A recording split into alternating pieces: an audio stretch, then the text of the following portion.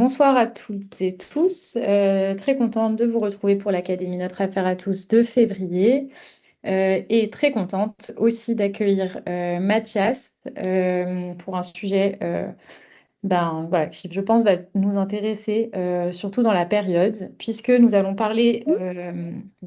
Alors, je continue à intégrer les personnes. Donc, nous allons parler des procès climatiques et se questionner sur est-ce que, il serait plutôt des leviers de justice ou des vecteurs de dépolitisation. Et donc, Mathias, toi, tu as fait ta thèse notamment sur ces sujets. Tu es post-doctorant à l'Université libre de Bruxelles, également rattaché à la faculté de droit de Harvard. Et donc, tu as soutenu ta thèse de doctorat en juin 2025 à Louvain sur la judiciarisation de la gouvernance climatique.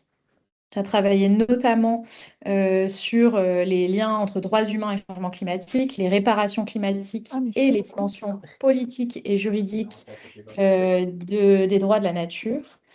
Et tu vas nous parler donc de ces questions voilà, enfin, sur le rôle des procès climatiques, notamment à partir du Farmer Case, qui est un cas, donc un procès climatique qui s'attaque à Total Energy en Belgique. Voilà, j'en dis pas plus, je te laisse préciser si besoin. Donc, comme d'habitude, on te laisse la parole pour à peu près 30-35 minutes.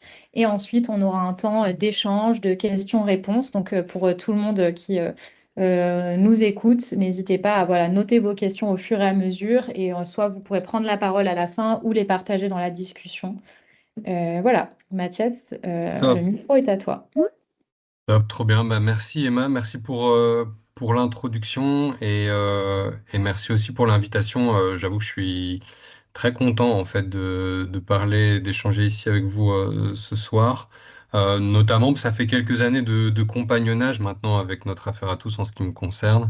Notre Affaire à tous, je connaissais aussi par mes travaux de thèse, mais c'est surtout par mon engagement dans le Farmer Case que tu as mentionné que j'ai appris à mieux vous connaître et je l'ai déjà dit aux intéressés, mais Notre Affaire à tous ça a été vraiment un soutien essentiel pour la réussite. Alors on attend la décision, mais j'estime qu'il y a déjà une forme de réussite à avoir réussi à lancer le procès en Belgique contre Total Energy. Et voilà, Notre Affaire à tous ça a vraiment été un soutien intellectuel, mais aussi un soutien humain. Donc voilà, je suis très content de pouvoir échanger avec vous ce soir.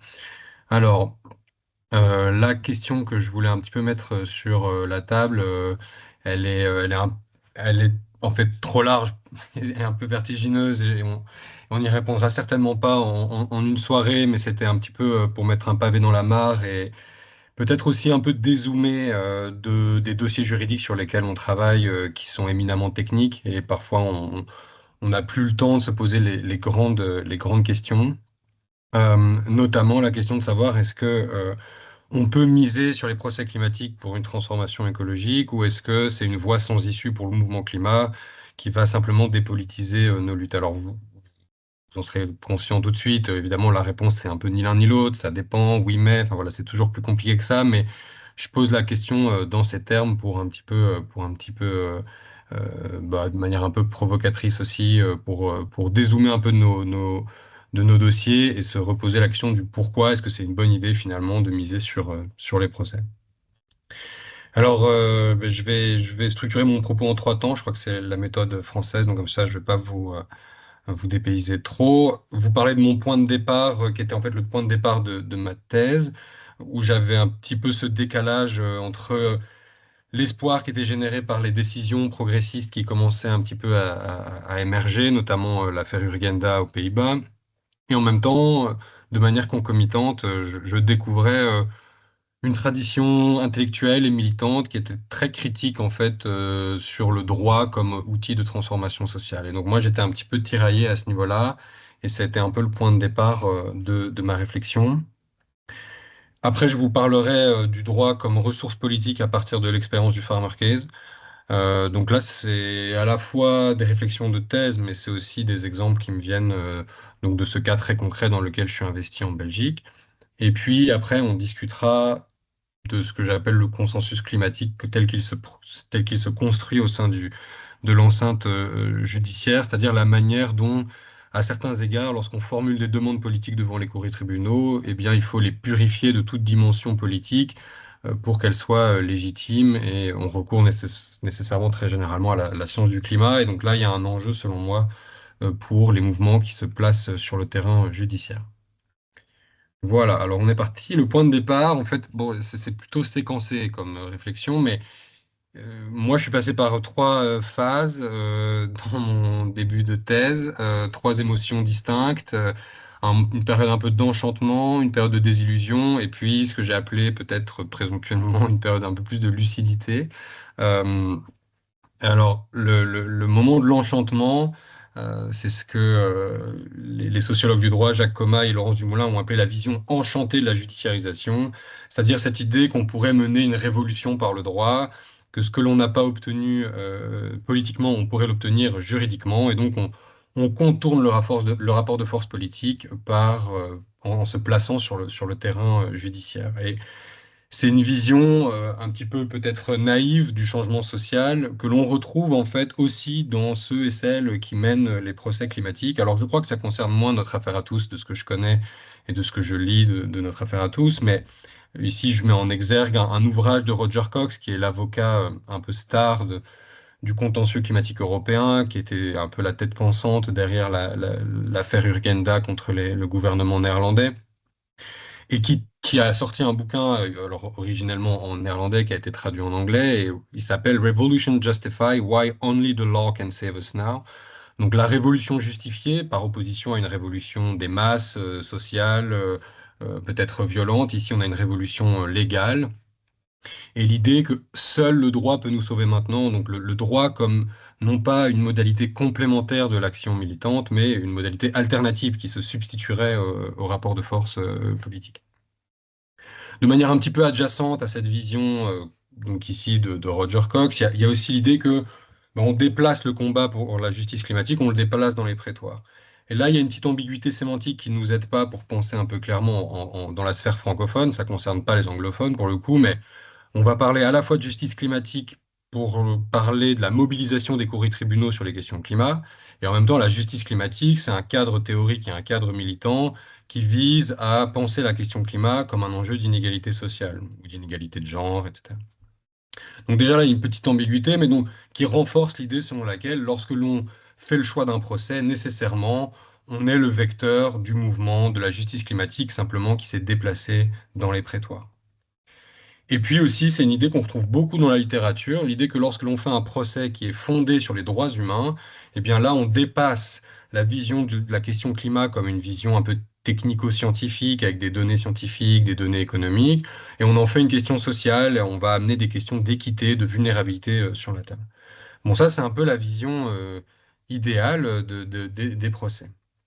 Après, il y a l'extrême inverse, le moment de la désillusion, et c'est toute une littérature qui a maintenant une tradition, qui estime qu'en fait la sphère juridique n'est pas un terrain sur lequel on peut obtenir des transformations de l'ordre social, parce que c'est avant tout un espace de reproduction de l'ordre socio-économique, et donc ça, c'est toute une critique marxiste ou socialiste de l'outil juridique.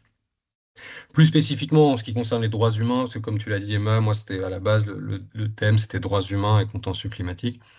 Il y a aussi de nombreuses critiques des droits humains qui existent. Alors, il y a toute une généalogie de cette critique qui est reprise notamment dans cet ouvrage de Justine Lacroix et de Jean-Yves Frochère, mais c'est aussi ils ont appelé leur livre le procès des droits de l'homme, mais en fait, il y a aussi un procès écologique des droits humains qui estime qu'en fait, les droits de l'homme, c'est un régime parfaitement adapté au projet industriel occidental, voire même qu'il a favorisé ce projet, puisque c'est un régime fondé sur des prémices individualiste, qui défend l'idéologie de la propriété privée, qui est éminemment anthropocentré, etc.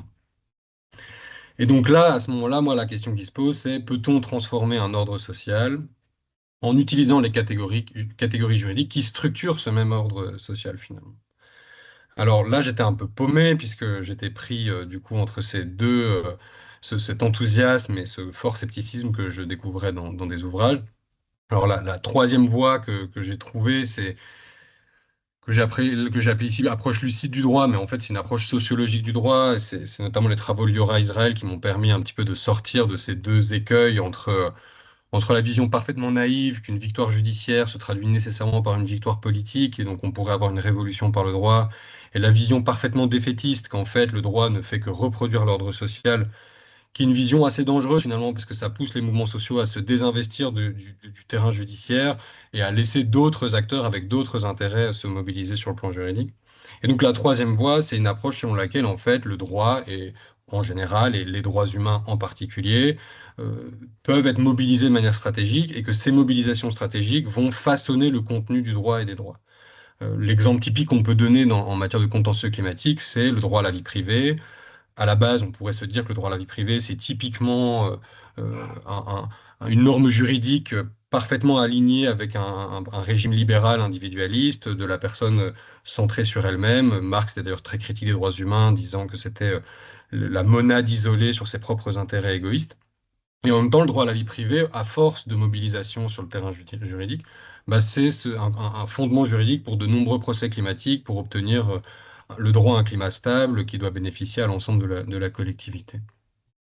Et en même temps, cette approche de l'Iora-Israël, mais aussi, ça c'est pour la sphère francophone, il y a beaucoup d'auteurs anglophones, donc c'est l'idée que le droit, c'est une ressource, on peut se mobiliser là-dessus pour défendre une cause, et en même temps, c'est toujours une ressource sous contrainte, c'est-à-dire que c'est jamais neutre de se placer sur le terrain juridique ou plus spécifiquement le terrain judiciaire, c'est-à-dire que certes, le droit est une ressource qui permet d'exprimer des revendications politiques, mais à partir du moment où on va sur le terrain judiciaire, on accepte aussi le cadre judiciaire, on accepte certaines contraintes, on accepte de reformuler ces revendications dans des catégories juridiques, et évidemment, les mouvements sociaux n'ont pas ne peuvent pas écrire librement les nouvelles interprétations qu'ils rêveraient du droit. Ils doivent obtenir l'aval des professionnels du droit, et plus singulièrement des juges. Et donc forcément, on doit rentrer ici dans un certain cadre qui pose certaines contraintes.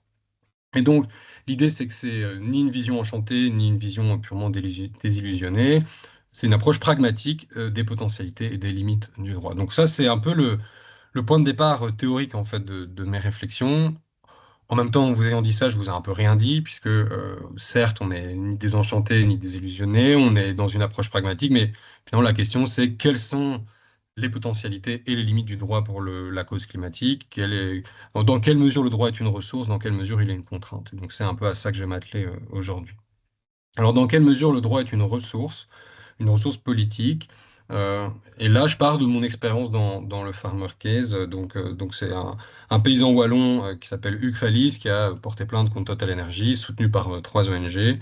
Et donc, moi, je suis là depuis 6 ans, c'est-à-dire depuis la jeunesse du projet. Je fais partie du collectif qui a monté cette affaire. Et donc, à partir de ça, à partir de cette expérience, j'essaie de penser comment le procès est une ressource politique pour un mouvement social.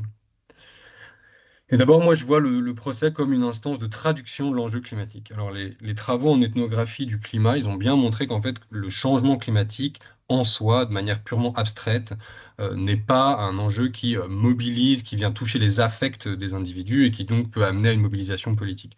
Il faut toujours, lorsque l'on parle du changement climatique, traduire le changement climatique dans un ensemble de références socio et culturelles qui vont être partagées par le collectif dans lequel on s'insère. Et donc, c'est uniquement par ce processus de traduction que le changement climatique va acquérir une forme de signification.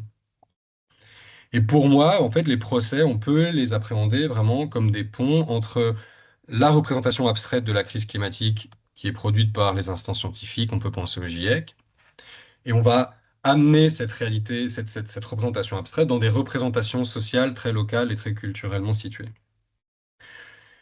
En même temps, c'est toujours un double mouvement parce qu'on ramène le climat dans une réalité très concrète d'individus et de communautés qui subissent les effets du changement climatique, et en même temps, on va traduire les réalités sociales vécues par des individus dans des catégories juridiques qui, du coup, ramènent à une forme de formalisme et d'universalisme. Donc, il y a une espèce de double traduction.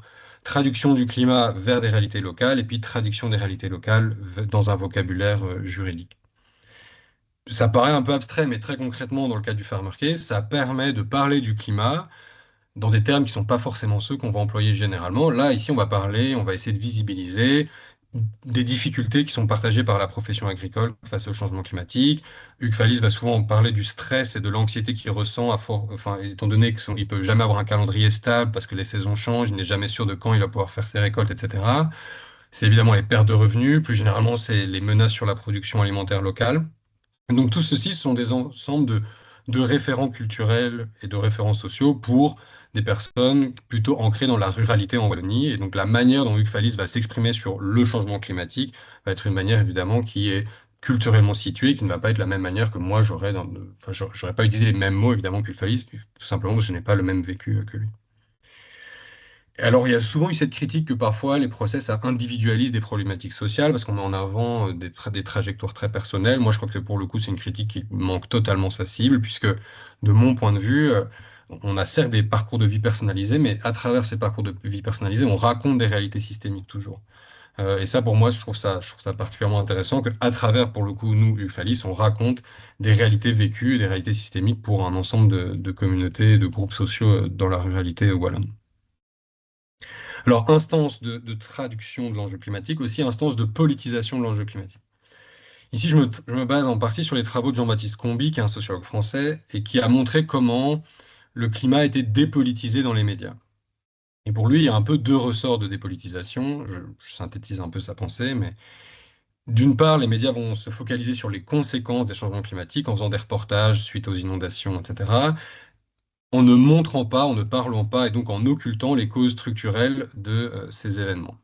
Et puis le second ressort, c'est un appel à un réveil un peu civique des consommateurs citoyens pour une consommation plus vertueuse. Et je pense que les procès permettent en fait de contrer ces deux dynamiques. D'une part, on va partir des conséquences. On va partir en effet des dommages qui ont été subis par un individu, mais on va relier, on ne s'arrête pas là, on va relier ces dommages à des choix politico-économiques qui ont été posés par des acteurs systémiques, que ce soit les États ou en l'occurrence pour nous, les décisions d'investissement de Total Energy. La seconde façon de contrer cette dépolitisation, c'est de dévier la focale des consommateurs vers les producteurs des énergies fossiles.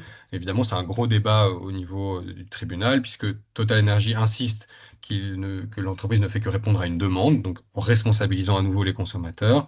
Et l'argument des requérants, c'est de dire que Total Energy entretient une dépendance à un système énergétique sur lequel il fait du profit et donc, l'idée, c'est de refocaliser l'attention sur les producteurs. Voilà, j'espère que vous êtes toujours avec moi. Donc, il y avait procès comme instance de traduction, comme instance de politisation, et puis comme instance de recomposition de coalition. Donc là, on est plus dans de la sociologie des mouvements sociaux. Bon, s'il y a des sociologues, j'avoue que ça fait pas du tout partie de ma thèse, donc j'ai pas, si vous voulez, une appréhension parfaitement systématique de ça. C'est purement ici une expérience personnelle sur comment, avec le procès, on a fait parler des acteurs qui, à la base, ne se parlent pas forcément. Pour moi, un procès climatique, c'est aussi potentiellement une opportunité d'avoir un espace de convergence politique. Alors, dans le cas du Farmer Case, typiquement, de faire converger une association de lutte pour les droits humains, donc la Ligue des droits humains, dont je fais partie moi personnellement, et puis il y a une association environnementaliste, Greenpeace. Bon, bah, ces deux associations n'avaient jamais travaillé ensemble, c'est le premier cas où ces deux associations travaillent ensemble. Et plus fondamentalement, c'est aussi l'occasion de faire travailler des environnementalistes avec le monde agricole. Donc Hugues Fallis en tant que paysan, mais Hugues Fallis est aussi porte-parole d'un syndicat agricole, et puis ça a permis d'embarquer FIAN, qui est une association qui lutte pour le droit des paysans. Alors évidemment, je ne vous cache pas, on n'a pas réussi à embarquer des acteurs type FNSEA dans l'action. Je prends les référents français. On a évidemment un syndicat agricole plutôt progressiste qui a suivi. Mais voilà, en tout cas, c'est des ponts qui sont jetés. Je ne suis pas sûr d'ailleurs qu'on a parfaitement réussi à opérer cette recomposition. Il aurait peut-être fallu une présence plus importante dans le monde agricole. Et là, c'est un biais qu'on a. On est quand même une équipe essentiellement urbaine qui n'a pas forcément cet ancrage-là, mais en tout cas, c'était une tentative de recomposer en fait des alliances, d'autant plus que sur la question agricole, évidemment, vous le savez, il y a des intérêts économiques et politiques qui ont tout intérêt à maintenir une tension et un fossé énorme entre les environnementalistes et le monde agricole, avec la profession agricole. Donc je dis pas que c'est une réussite, mais en tout cas, moi je pense qu'on peut à chaque fois voir un procès comme une espèce d'opportunité de recomposer des alliances. Donc ça, c'était la partie, le droit comme une ressource, mais comme je vous disais, le droit, c'est toujours aussi une contrainte. Quand on a un mouvement social, qu'on veut porter des demandes, on va devoir reformuler nos demandes dans un vocabulaire juridique. Ça vient avec tout un tas de contraintes. Une des contraintes majeures, en fait, elle est le reflet des contraintes qui pèsent sur le pouvoir judiciaire de manière structurelle. Et le pouvoir judiciaire, un des impératifs de légitimation du pouvoir judiciaire dans la sphère sociale, c'est d'avoir une décision qui s'éloigne d'un contenu politique et idéologique. Et donc, pour les professionnels du droit, pour les juges, il est impératif de dépolitiser la décision pour être légitime. D'ailleurs, ça n'empêche jamais les critiques, malgré tous les efforts de motivation en droit qui sont produits. Évidemment, on retrouve toujours la critique de juges rouges ou maintenant de juges verts idéologisés. Donc, finalement, la grosse ficelle rhétorique du gouvernement des juges, elle est toujours présente malgré les efforts, mais il n'en reste pas moins que les juges sont conscients de ce climat politique qui en plus se détériore très largement et donc vont essentiellement essayer toujours de montrer la distance qu'il y a entre l'activité politique qui va opérer des choix sur une base explicitement éthique et normative et puis l'activité juridictionnelle qui là va se présenter plutôt comme une opération technique d'application de normes à des cas concrets. Alors moi, je ne crois pas dans la neutralité politique du droit, mais en fait, cette neutralité, elle est fausse, mais en même temps, elle est performative, c'est-à-dire qu'elle produit des effets. Parce que les professionnels du droit sont tellement attachés à cette neutralité politique, ils sont tellement attachés à avoir une motivation en droit qui se distingue de leurs opinions personnelles, ça produit des effets.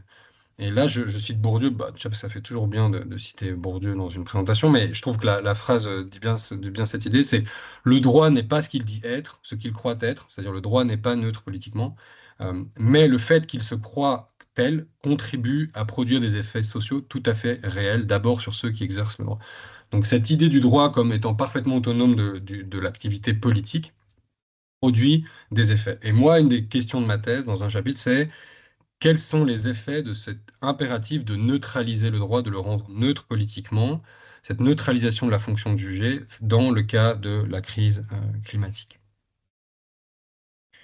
Alors, il y a plusieurs éléments, mais ça a plusieurs effets, notamment le fait que les juges ont envie, ont tendance à vouloir à fonder leurs décisions sur un chiffre qui a une apparence objective et indiscutable, qui est produit par la science du climat et qui du coup permet de fonder une injonction judiciaire, par exemple, sur une quantification scientifique qui ne laisse pas apparaître des débats sociaux, éthiques et politiques. C'est ce qu'on appelle en sociologie des sciences une boîte noire scientifique, c'est-à-dire que un énoncé scientifique va faire l'objet de nombreuses controverses. Il nécessite nécessairement pardon pour ce pléonasme, mais il nécessite de poser des choix normatifs. Et puis on a un énoncé qui se stabilise, il devient une boîte noire. Et à partir de là, les controverses qui ont amené à la production de cet énoncé scientifique vont disparaître. Ça existe évidemment dans le climat. Il y a plein de choses, par exemple, que le GIEC va produire, ou en tout cas que le GIEC va relayer de la production scientifique, qui, à terme, dans le débat public, vont devenir des boîtes noires. Par exemple, 2 degrés, 1,5 degré, bah, c'est typiquement des boîtes noires. Évidemment que il y a des choix éthiques dans c'est quoi un seuil de changement climatique dangereux. La notion même d'une dangerosité est une notion éminemment sociale. C'est dangereux pour qui? Mais c'est une production scientifique qui va devenir une boîte noire. Dans le contentieux climatique, contre les États notamment, le cas typique d'une boîte noire, c'est la Bali Box. La Bali Box, ça venait du 4e rapport du GIEC, et c'était un encadré qui disait que les pays développés, dits développés, hein, on peut discuter de la pertinence de ces catégories, mais c'est le vocabulaire de la gouvernance climatique, les pays dits développés devaient réduire leurs émissions de gaz à effet de serre de 25% à 40% d'ici à 2020. Bon, ça, c'est un énoncé qui après a été repris dans des rapports scientifiques, qui a été repris dans des négociations climatiques à l'échelle internationale et qui au fur et à mesure est devenu une boîte noire. C'est parfait pour les juges puisqu'ils peuvent se fonder sur ce chiffrage sans rentrer dans les grandes questions éthico-politiques qui sont nécessairement en fait sous-jacentes à ce chiffrage. Quand on chiffre un effort pour les pays développés, nécessairement on a dû répartir un budget carbone entre différents États selon différents critères éthiques. Mais ce chiffrage, cette grande question disparaît derrière le chiffrage et ça permet aux juges de se fonder là-dessus. Et les juges, ce qu'ils vont faire, notamment dans l'affaire Urgenda contre les Pays-Bas ou en Belgique contre les gouvernements belges, c'est prendre la fourchette, 25% à 40%, et puis choisir le chiffre le plus bas, ici, donc le plancher, ici 25%. Je cite la Cour d'appel de Bruxelles, puisqu'il y a beaucoup de cours qui font la même opération, mais sans l'honnêteté intellectuelle qui va derrière. Ici, la Cour d'appel de Bruxelles, au moins, est très claire sur la manière dont elle opère. Elle dit, le principe de séparation des pouvoirs interdit à la Cour de déterminer un taux de réduction de gaz à effet de serre qui lui paraîtrait souhaitable ou équitable au regard de la responsabilité historique de la Belgique. Seul peut être donc retenu un objectif de réduction des émissions de gaz à effet de serre à l'horizon 2030, qui serait le minimum admis par la meilleure science climatique. Donc là, très clairement, on a l'idée selon laquelle on doit évacuer l'équité, qui est un sujet politique qui ne peut pas être objectivé par la science. Ce n'est pas un sujet qui peut être justiciable, qui peut faire l'objet d'une discussion juridique. Et on se concentre sur le consensus minimal scientifique pour formuler des injonctions, parce que ça, c'est objectif, ça, c'est indiscutable. Alors, ça, c'est quand une boîte noire existe, comme 25% à 40% dans le cas de la Balibox. Quand il n'existe pas de boîte noire, quand il n'y a pas un chiffre qui a émergé, qui est devenu consensuel dans la sphère médiatico-politico-scientifique, quand il n'y a pas un scénario unique et consensuel pour une trajectoire d'atténuation, eh bien là, du coup, les juges sont en difficulté, puisqu'ils se refusent à eux-mêmes déterminer quelle serait une trajectoire qui serait juste, qu'ils préfèrent se référer au consensus scientifique. Lorsqu'il n'existe pas une trajectoire unique, alors bah, du coup, ça empêche de formuler des injonctions. C'est le cas dans la Cour d'appel, dans l'arrêt de milieu défensif contre Shell. Il n'existe pas d'équivalent de la Balibox pour des entreprises. Il y a plein de chiffres qui existent parce qu'il y a plein d'études scientifiques qui ont essayé de quantifier les trajectoires d'atténuation pour le secteur pétrogazier. Évidemment, chacune de ces études scientifiques se base sur des hypothèses et des choix normatifs distincts, et donc ça donne des chiffres différents. Et pour la Cour, en fait, ces différences, elle va l'aborder comme une absence de consensus scientifique qui lui empêche d'avoir une base objective et indiscutable. Et ça, pour moi, c'est une mécompréhension totale des cours et tribunaux de comment fonctionne la science. Ce n'est pas parce qu'il y a plusieurs trajectoires que les scientifiques ne sont pas d'accord entre eux. Il y a plusieurs trajectoires parce que, évidemment, les scientifiques sont conscients qu'il y a différentes variables. Le taux de croissance que l'on hypothèse, la composition du mix énergétique futur, à quel point on va miser sur des technologies dites d'émissions négatives, de capture de carbone. Tout ceci sont autant d'hypothèses qui vont permettre à des modèles de fonctionner et de produire différents scénarios. Et donc, il est normal qu'il y ait une multiplicité de scénarios. Mais ça, je pense que les juges ont une difficulté à l'appréhender. Ils ont une difficulté à appréhender l'idée que la science du climat, notamment dans sa dimension prospective pour formuler des trajectoires d'atténuation, c'est toujours une opération hybride, c'est-à-dire que c'est à la fois scientifique et éthique. Toutes les trajectoires d'atténuation reposent sur des hypothèses normatives. Et ça, les juges ont beaucoup de mal à le reconnaître. Je pense qu'en d'ailleurs, on doit faire de l'épistémologie des sciences dans les argumentaires juridiques pour faire comprendre aux juges que ce n'est pas parce qu'il y a une dimension éthique qu'on est dans du non-scientifique. Il faut arrêter cette dichotomie entre la dimension de la justice et de la dimension de la science. Et plus fondamentalement, pour moi, en fait, c'est une difficulté des juges à assumer la dimension normative de la fonction de juger face à la crise climatique. C'est-à-dire que les juges, face à cette multiplicité de trajectoires d'atténuation pour des États ou des entreprises, ils pourraient évaluer ces différentes trajectoires à l'aune de critères éthiques, notamment les critères éthiques qui sont le plus alignés avec les droits humains. C'est pas parce qu'il y a une multiplicité de trajectoires qu'elles se valent toutes. Alors elles peuvent se valoir toutes scientifiquement, mais elles ne se valent pas toutes éthiquement, ou en tout cas, on pourrait estimer que les droits humains, ça a quand même un contenu normatif. Les droits humains, c'est quand même une base, une référence éthique, et qu'on peut avoir un jugement objectivé sur différentes trajectoires en fonction de leurs conséquences sociales et distributives sur différents pans de la société. Ce n'est pas pour l'instant ce que font les juges de ce que moi j'ai étudié, c'est-à-dire ils vont interpréter les droits humains et les obligations tirées des droits humains à l'aune du consensus scientifique minimal. Pour moi, il faudrait presque faire l'inverse, c'est-à-dire il faudrait évaluer les trajectoires climatiques produites par les sciences du climat à l'aune des droits humains. Et donc retrouver une forme ici de assumer la dimension normative de la fonction de juger.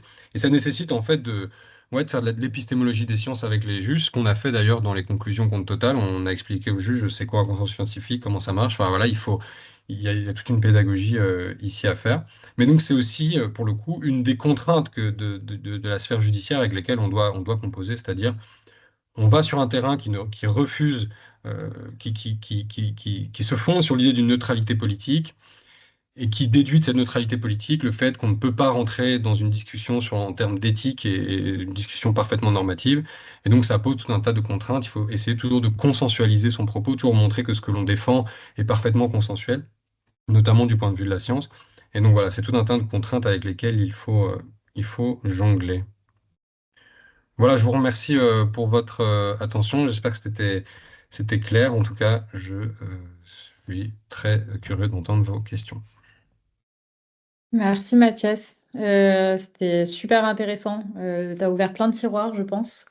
Eh bien, voilà, pour tout le monde, si vous avez des réflexions, des questions, vous pouvez commencer à les partager soit dans la discussion sur des points sur lesquels vous souhaiteriez que Mathias peut-être précise ou explique davantage ce qu'il a pu voir dans ses travaux de recherche, ou alors si vous avez des questions sur le Farmer Case belge contre Total. N'hésitez pas. En attendant, peut-être que les questions arrivent. Est-ce que Mathias, tu peux juste nous faire un petit point d'actualité justement sur le Farmer Case, puisqu'il me semble que vous aviez eu des audiences en décembre? Ouais, décembre, janvier, il y a eu des audiences. Alors, un juge s'est récusé finalement, donc on a dû reprendre les audiences. Les avocates ont dû refaire leur plaidoirie. Mais donc, il y a eu 4 jours d'audience qui ont eu lieu. Et maintenant, c'est le délibéré, donc on est dans l'attente de la décision qui ne pourra pas être rendue après le 23 avril. On pense qu'elle sera rendue avant. Mais donc voilà, 23 avril, c'est la date la plus tardive possible pour le juge. Donc on est dans l'attente. On a suivi avec intérêt évidemment les plaidoiries de votre côté les 19 et 20 février, si je ne m'abuse, à Paris. On avait les avocates du Farmer Case qui étaient présentes, qui nous faisaient un petit rapport en live sur WhatsApp. Voilà. Ok, ben on suivra aussi avec attention ces décisions-là. Moi, j'ai une première question, enfin, du coup, plus là par rapport à ce que tu as pu présenter aussi. Tu disais que du coup, les juges faisaient le choix d'interpréter les trajectoires, enfin, en fait, refusaient de faire le choix d'interpréter les trajectoires à l'aune, par exemple, d'un référentiel des droits humains qui soit un peu plus ambitieux que le minimum proposé par les travaux climatiques. Est-ce que enfin, il y a des exemples, un peu, on va dire, l'exception qui confirme la règle, des juges qui se seraient avancés soit dans des jugements ou dans des opinions dissidentes ou je ne sais pas, enfin voilà, des juges qui se seraient avancés sur une potentielle alternative qui irait dans ce sens-là, d'interpréter des trajectoires climatiques plutôt à l'aune des droits humains, ou c'est quand même assez, dans ce que tu as vu, uniforme là-dessus. Ouais, non, t'as raison. En fait, j'ai évidemment un petit peu simplifié le propos parce que ça donne l'impression que j'ai trouvé une clé de compréhension du contentieux climatique mondial, alors qu'évidemment, les traditions juridiques sont différentes d'un pays à l'autre. Bon, déjà, il y a l'affaire Bonner qui vient d'être rendue aux Pays-Bas, et donc malheureusement, j'ai pas eu le temps de lire l'ensemble de la décision, donc je préfère être prudent dans mon commentaire, euh, mais qui fait intervenir des enjeux de non-discrimination, et donc la question de l'équité revient. Alors aussi, je pense que dans l'affaire Bonner, il y a un enjeu d'adaptation. Donc je pense que l'adaptation permet plus facilement de mettre en évidence des injustices climatiques. Bah d'ailleurs, tout l'intérêt du contentieux des sinistrés climatiques que vous portez. Donc moi là, je me concentrais vraiment sur les contentieux d'atténuation et la difficulté pour les juges à déterminer une trajectoire d'atténuation. Mais je pense qu'il y a quand même une composante d'atténuation dans le cas Bonner. Donc enfin voilà, je dois encore l'étudier. Et je pense que potentiellement ça remet en question tout l'édifice que je viens de construire, et tant mieux. Euh, Ma thèse est déjà périmée avant même d'être publiée. Donc ça, c'est une première exception. Et je dirais, et même si de nouveau c'est un peu à la grosse louche, qu'il y a beaucoup de décisions dans le Sud global. Alors, de nouveau, le Sud global, notion éminemment englobante, homogénéisante de traditions juridiques distinctes, mais voilà. Il y a quand même des juges qui ont pris des décisions. Et ce que je trouve très intéressant, c'est, alors peut-être pas sur les distinctions, sur des points techniques en matière de trajectoire climatique, mais qui proposent des changements institutionnels pour mettre en œuvre la décision. Donc c'était le cas en Colombie, c'était le cas au Pakistan, c'est-à-dire ne pas s'arrêter à un dispositif juridique qui pourrait être ambitieux, mais faire en sorte que ce dispositif juridique se traduise politiquement par un changement institutionnel, la création d'une nouvelle entité pour contrôler la mise en œuvre de la décision. Ça, évidemment, bon, bah, c'est pas du tout envisageable sur le continent européen, je pense. C'est aussi le fruit d'histoires où les pouvoirs judiciaires ont dû combler des absences en termes de gouvernance, ont une plus forte légitimité parce qu'ils ont eu un rôle important dans des cas de dictature. Je pense à toute l'Amérique latine. Voilà, le pouvoir judiciaire a une forme de légitimité parce qu'ils ont résisté face à la dictature militaire que n'a pas le pouvoir judiciaire en France et encore moins dans le contexte politique actuel. Donc voilà, évidemment que là, il y a aussi un peu la mère de toutes les batailles, c'est la défense de l'état de droit, parce que si on veut obtenir des interprétations qui nous semblent plus équitables du droit du climat, il faut aussi être dans un contexte politique qui permet aux juges de rentrer sur ce terrain-là. Mais par ailleurs, je suis hyper curieux de voir ce qui va se passer sur le recours que vous avez mené en termes de fair share, là, de part juste. Je serais très curieux. Je connais mal l'architecture juridique de votre action. Si d'ailleurs, si Jérémy, je vois que tu as le main, si tu veux expliquer brièvement. Mais en tout cas, je serais curieux de voir comment le juge français se dépatouille avec ça. Ouais, bah c'est vrai que Jérémy, je te laisse la parole, mais juste pour préciser pour tout le monde, Mathias fait référence l'an dernier au procès pour la part juste sur lequel on a communiqué début décembre 2025 et qui fait le lien avec un des arguments que tu mentionnais, Mathias, sur les questions d'équité entre États et notamment la Cour belge qui aurait refusé, qui a refusé de se positionner sur ces questions de responsabilité historique de la Belgique, si j'ai bien compris, pour rester sur cette question des émissions actuelles, en gros de la trajectoire actuelle de la Belgique. J'imagine que je simplifie beaucoup, mais voilà. Et donc, Non, non, Jérémy, si tu veux juste redire un mot sur le procès de la part juste, et si tu as une question, n'hésite pas. Plus je vais parler et plus je vais dire de bêtises, donc je vais essayer d'en dire peu. Bonjour Mathias, merci beaucoup pour ton intervention. Et je partage le plaisir que tu as évoqué en introduction. Je sais que toute l'équipe est aussi très heureux de pouvoir faire partager tous ces travaux avec vous et avec toi en particulier. Pour le procès pour la part juste, en gros, vous l'avez dit schématiquement, c'est de dire, bon, d'abord, au-delà de la question de la part juste, c'est de dire que la France ne tient pas ses objectifs au titre des objectifs européens des moins 55%. Ça, c'est la première chose. En dépit de tous les récits qu'on entend autour de la France bonne élève. Et le deuxième point que j'évoque, que j'ai pas que j'ai évoqué pas plus tard qu'hier, en présence d'Emma d'ailleurs, avec une classe de master, euh, c'est de dire que cette part de moins 55 ou des objectifs que la France s'est fixés, elle doit se regarder aussi au titre notamment de la responsabilité historique et de la capacité à payer, les deux piliers de ce qu'on appelle la part juste et de l'équité, et que de ce point de vue-là, comment on gère le fait que si on prend des critères d'équité, la France a déjà consommé son budget carbone. Qu'est-ce qu'on fait de ça, en fait? Qu'est-ce qu'on fait de ça dans la communauté des pays? Quand on regarde la carte des pays qui ont déjà consommé leur budget carbone, en fait, la carte, elle est à trois quarts rouge. En fait, qu'est-ce qu'on se raconte de tout ça? Est-ce qu'on assume qu'en fait, on a décidé d'exploser les objectifs et c'est comme ça? Ou est-ce qu'on essaye quand même de faire des pas en avant? Et donc, c'est ça un peu la question qu'on va poser aux juges. Je suis comme toi extrêmement curieux de savoir ce qu'ils vont faire de cet argumentaire. Quand on voit notamment la manière dont Total, à qui on a glissé un petit peu la notion de responsabilité historique dans l'audience de la semaine dernière, réagit face à cette notion. Il y a vraiment un rejet épidermique de la réalité, de la responsabilité historique de la France, mais ce qu'on peut comprendre dans un État qui est fortement imprégné d'une histoire coloniale où chacun et chacune se rend bien compte de l'ampleur du gouffre si on commence à chercher des responsabilités dans ce qui s'est passé il y a quelques siècles. Donc on verra ce que les juges ont envie de faire et du coup, je n'ai pas pris la parole pour vous faire un tunnel, mais tu m'as tendu la perche, donc je donne un éclairage. Mais j'avais une question pour toi.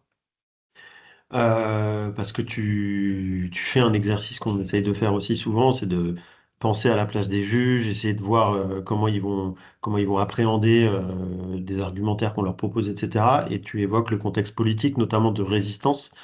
Euh, je voulais savoir si tu avais une opinion sur la manière dont potentiellement en France, alors vu de Belgique, ça peut être plus dur, mais si tu peux me répondre sur la Belgique, ça marche aussi, hein. Comment tu penses que le pouvoir juridictionnel va résister ou ne pas résister à l'éventuel accès de l'extrême droite au pouvoir? Question qu'on se pose fortement, nous. Une formule qu'on aime bien dire en ce moment, c'est plus d'état de droit, plus vraiment de notre affaire à tous. Est-ce que les juges, voilà, j'ai une opinion, moi, mais est-ce que, à ton avis, les juges vont se sentir investis d'une défense de l'état de droit, comme on a pu le voir, on a pu voir quelques tribunes, notamment l'année dernière, quand Retailleau avait expliqué que l'état de droit, ça commençait à bien faire. Il y avait quand même eu quelques magistrats qui avaient signé des tribunes, magistrats en exercice et notamment magistrats administratifs. Est-ce que tu penses qu'il y aura quand même quelques années de résistance avant que les digues tombent au pouvoir, au niveau du pouvoir juridictionnel? Oui, bah alors, bah merci déjà Jérémy pour la question, puis finalement pour ton commentaire. Moi, je trouve à la limite, la critique radicale sur le droit qui ne permet pas une transformation sociale, bon, à la limite, je peux l'entendre historiquement, mais je trouve que s'il y a bien un aspect positif au droit, c'est qu'il a une dimension un peu conservatrice.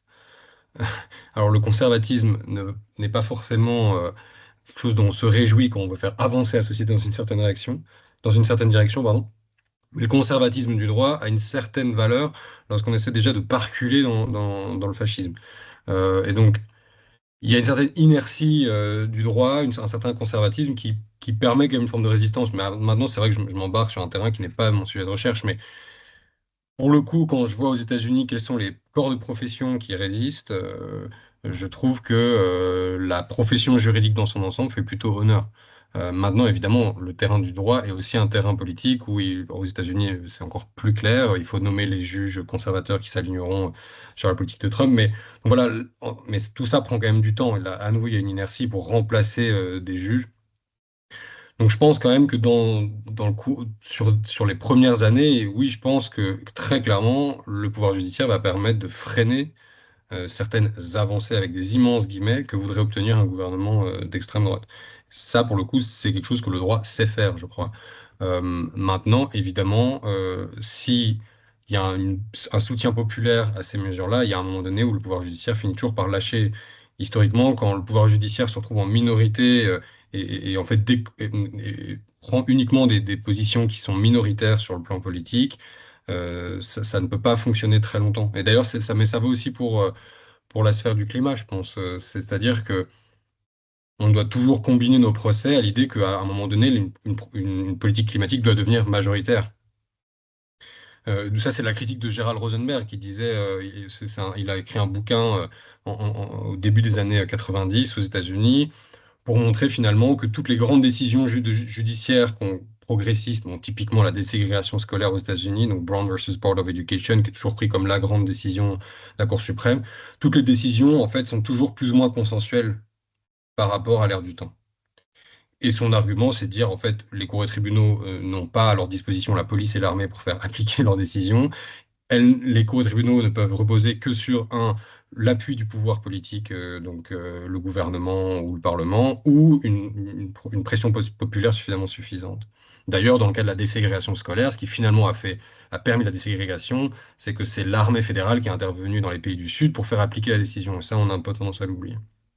Donc, pour revenir à la question du climat, c'est clair que quelles que soient les décisions progressistes que l'on peut obtenir, si on reste dans une position minoritaire, ben, finalement, le jugement risque de rester lettre morte, et puis finalement, les juges vont commencer eux-mêmes à reculer.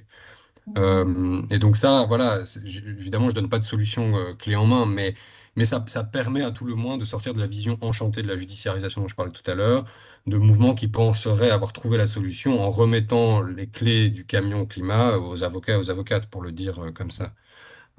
Donc ça c'est mon point de vue, c'est-à-dire que il faut toujours que notre mouvement et même moi le premier, j'ai été formé en droit, donc j'adore l'idée des procès climatiques, ça me donne un rôle dans le mouvement climatique que je pensais pas avoir, enfin voilà. Mais donc il faut toujours se garder de se dire, ben voilà, on fait un peu sécession, on fait notre procédure juridique et notre processus judiciaire, et puis on se coupe de la base sociale. Cette base sociale, en fait, elle est hyper importante pour faire appliquer les décisions in fine. Voilà, j'étais un peu long, désolé, mais... Non, non, Je vois qu'il super y a intéressant. des questions dans le chat. Emma, je les prends ou tu... Ouais, je l'ai dit juste à haute voix pour les partager, notamment comme pour l'enregistrement. Donc, il y a une question, peut-être pour rester encore un peu là sur des points qui ont été abordés, d'Avril qui demande, donc, qui revient sur l'effet de traduction des enjeux du climat via les procès climatiques que tu évoquais dans ta présentation. et qui te demande donc si tu sais si l'affaire donc du farmer case contre Total est perçue, enfin comment est-ce qu'elle est perçue dans la profession agricole en Belgique. C'est vrai qu'en France, on a, comme tout le monde le sait, de très forts débats entre les représentants majoritaires, donc les syndicats majoritaires agricoles et parfois ben, des avancées environnementales. Et donc, comment est-ce que, voilà, c'est à la fois sur l'effet de traduction, mais aussi sur l'effet de recomposition que tu évoquais entre différents acteurs. Est-ce que vous avez eu des retours là-dessus après plusieurs années de procès maintenant? Oui, alors c'est là que je disais, c'est que je pense que c'est peut-être une des limites de notre process, si je dois faire un peu une autocritique, c'est-à-dire qu'il y avait un potentiel ici. Je dis pas que ça n'a absolument pas fonctionné, mais euh, peut-être par le fait que typiquement l'affaire a été pensée par des associations composées d'urbains avec qui sont soit avocats, avocates, profs de droit, chercheurs, chercheuses. Finalement, notre ancrage dans le monde agricole, il était assez limité et peut-être la charge était un peu trop lourde sur les épaules du seul Hugues Fallis. Euh, et je sais que pour Hugues Fallis notamment, ça a été parfois compliqué les retours de la profession agricole sur son procès. C'est-à-dire qu'il y avait pas mal de voix sceptiques qui ont estimé que ça n'avait aucun sens de taper sur Total Energy, que c'était finalement quand même à la pompe Total Energy qu'il fallait remplir le tracteur. Et donc là, il y a eu une petite incompréhension avec une certaine frange de la profession. Maintenant, toutes ces réactions sont aussi l'occasion de déployer et de dérouler un autre argumentaire, d'estimer que non, Total Energy n'est pas l'allié de la profession agricole, mais en fait plutôt un ennemi qui à terme menace la viabilité même de la profession. Donc, c'est toutes des opportunités. Maintenant, la capacité à rebondir sur ces opportunités dépend un peu de la force du mouvement, des forces en présence, simplement des ressources humaines, pour le dire dans un vocabulaire de management. Et donc là, on a peut-être manqué de force sur le terrain. C'est peut-être l'autocritique que je ferais. J'espère ne pas trop m'avancer par rapport à tous les collègues des camarades qui ont bossé sur le cas. En tout cas, je pense qu'on aurait certainement pu faire mieux, mais du coup aussi pour ça que j'en parle, c'est-à-dire que je pense qu'il y a une leçon ici à retenir dans l'ancrage local de ce qu'on est en train de mener, parce qu'on est attiré par les médias au niveau national, mais il y a quelque chose à faire aussi. Typiquement, nous, on a essayé d'avoir une présence dans les foires agricoles. Bon, vous avez le salon de l'agriculture à Paris, mais ça, c'est plus la vitrine. Après, dans chaque territoire français, j'imagine qu'il y a des foires agricoles. Et il y a des foires agricoles en Wallonie, et donc on essaie d'être présent pour aussi parler de l'affaire, avoir un stand, de montrer que, voilà, et déployer notre argumentaire sur cette recomposition d'alliance dont je parlais. Super intéressant. Pour aller sur un sujet un peu différent, enfin en tout cas qu'on n'a pas abordé dans le cadre de ta présentation, mais sur lequel tu indiquais avoir aussi réfléchi. Pauline pose une question sur plutôt le sujet droit de la nature. Est-ce qu'il y a des interactions entre ce que tu nous as présenté et tes réflexions sur voilà, l'opportunité de donner une personnalité juridique, de reconnaître une personnalité juridique à certains éléments naturels, par exemple à des fleuves, comme c'est le cas dans certains pays, en Europe, par exemple, en Espagne avec la mer Mineure. Voilà, est-ce que c'était en interaction avec tes travaux que tu as mentionnés aujourd'hui ou est-ce que c'était un axe de travail parallèle? Ouais, c'était parallèle et en même temps, je les ai menés de manière concomitante, donc forcément, j'avais des réflexions d'un côté comme de l'autre. Moi, je suis passé par la phase d'enchantement vis-à-vis des droits de la nature. Donc, l'enchantement a eu lieu tant pour le contentieux climatique que pour les droits de la nature, c'est-à-dire, ben voilà, mais pourquoi on n'y a pas pensé plus tôt? Il y aura un avant, un après, on va ouvrir la mer en deux, il y aura les droits de la nature. Donc voilà, une vision un petit peu, ce qu'on appelle le mythe des droits, qui est en fait un mythe qui existait pour les droits humains, c'est-à-dire on reconnaît les droits humains et du coup, ça permet d'émanciper plein de catégories sociales vulnérables et marginalisées. Bah, le mythe des droits peut aussi exister pour les droits de la nature, on reconnaît des droits de la nature et du coup, mais c'est parce qu'en fait, les juristes, on a tendance à avoir une vision un petit peu limitée de comment le changement social opère et comment le droit, en fait, n'est qu'une des variables dans un changement social. Ça, c'est en fait un défaut presque disciplinaire que n'auraient pas des sociologues ou des anthropologues quand ils s'intéressent aux droits de la nature, par exemple. Et puis là, du coup, maintenant, je suis dans une posture qui ressemble un petit peu à celle que j'ai pour les contentieux climatiques, c'est-à-dire que C'est éminemment intéressant de reconnaître dans la nature. Maintenant, ça ne permet pas d'évacuer les grandes questions politiques qui se posent dans la gestion des ressources naturelles, même si, du point de vue des droits de la nature, on aimerait sortir du vocable ressources naturelles, mais finalement, on y revient assez rapidement, parce que lorsqu'on reconnaît un fleuve, eh bien, il y a des usages de ce fleuve, donc des usages de ces ressources qui sont faits, donc il faut amener les partenaires autour de la table qui font des usages différents, qui ont des intérêts différenciés sur une même ressource, qui ont des conflits d'usage de ressources, et il faut en discuter. Et donc, derrière une reconnaissance juridique dans la nature se posent des grandes questions politiques de qui peut parler pour la nature, quels sont les intérêts que l'on représente, et ça réveille tous les conflits socio-environnementaux qui, généralement, ont justifié la mise en place d'une coalition pour reconnaître les droits de la nature. C'est-à-dire que lorsqu'on reconnaît des droits de la nature, c'est généralement parce qu'il y a eu de graves soucis de pollution. On peut penser à la Mar Menor en Espagne, c'est des gros soucis de tourisme intensif et d'agriculture intensive. Une fois qu'on a reconnu les droits de la nature, on retrouve ces mêmes conflits qui sont maintenant peut-être reformulés dans un vocabulaire juridique, qui vont revenir devant le juge, mais ces conflits n'ont pas disparu. Donc, faut, comme souvent, ne pas penser que le droit permet d'éluder les conflits, il les reformule dans un autre vocabulaire. Et donc, moi, pour les droits de la nature, à chaque cas que j'observe, j'essaie d'analyser de la même façon, c'est-à-dire quels sont les acteurs qui gagnent du pouvoir dans le rapport de force sur un territoire par la reconnaissance des droits de la nature, puisque quand on reconnaît les droits de la nature, on légitime certaines personnes comme étant les gardiens de la nature, donc on donne du pouvoir à certains acteurs par rapport à d'autres. Et donc toute la question, c'est pas pour ou contre les droits de la nature, qui est une discussion assez pauvre finalement, qui n'a plus que lieu qu'en France, hein, pour le dire très franchement. La question n'étant pas celle-là, la question étant comment on reconnaît les droits de la nature, avec quel type d'institution, quel type de gouvernance, quel type de représentation de la nature. Ça veut dire quoi dans les rapports de force sur un territoire donné, et voilà, et avec quelles conséquences sociales et environnementales. Donc c'est une autre manière d'aborder le droit de la nature, qui est en fait la manière dont tous les sociologues, tous les anthropologues, tous les politologues abordent la question des droits de la nature. Voilà. Mais si ça vous intéresse, j'ai écrit un petit papier là-dessus en anglais, mais j'ai essayé d'en faire une version française pour la Revue juridique de l'environnement. Donc voilà, mais c'est pas une vision qui est unique à moi, loin de là. Ok, super intéressant ouais, de procéder à des analyses du coup plus localisées de ces mouvements-là. Je pense qu'il y a beaucoup de choses qui se jouent à ce niveau, y compris sur ce sujet des droits de la nature, qu'on considère en France effectivement comme quasiment uniquement une grande question philosophico-juridique de C'est théorie ça, du droit. c'est ça. Alors en fait, tu as aussi plein d'enjeux très concrets, comme tu disais, de potentiellement réappropriation de territoire par, y compris des habitants, etc. Euh, et peut-être, alors moi j'ai une... Vas-y, je sais pas, tu veux réagir Mais à je ça? note que ça capture tellement l'imagination que moi je suis passé de enchantement à bon, en fait c'est peut-être pas c'est la solution parce qu'on retrouve les mêmes problèmes, mais les gens reviennent constamment sur les droits de la nature. Enfin, donc en fait, et quand on organise des réunions autour de reconnaître la personnalité juridique d'un fleuve, ça, les riverains viennent, et donc en ce sens-là, ça permet même un renouveau démocratique de la gestion des ressources naturelles sur un territoire. Donc, si c'est ça le bénéfice des droits de la nature, qui du coup est très loin, comme tu le disais, de la grande discussion philosophique, mais peut-on reconnaître les droits à une entité qui n'aurait pas d'obligation?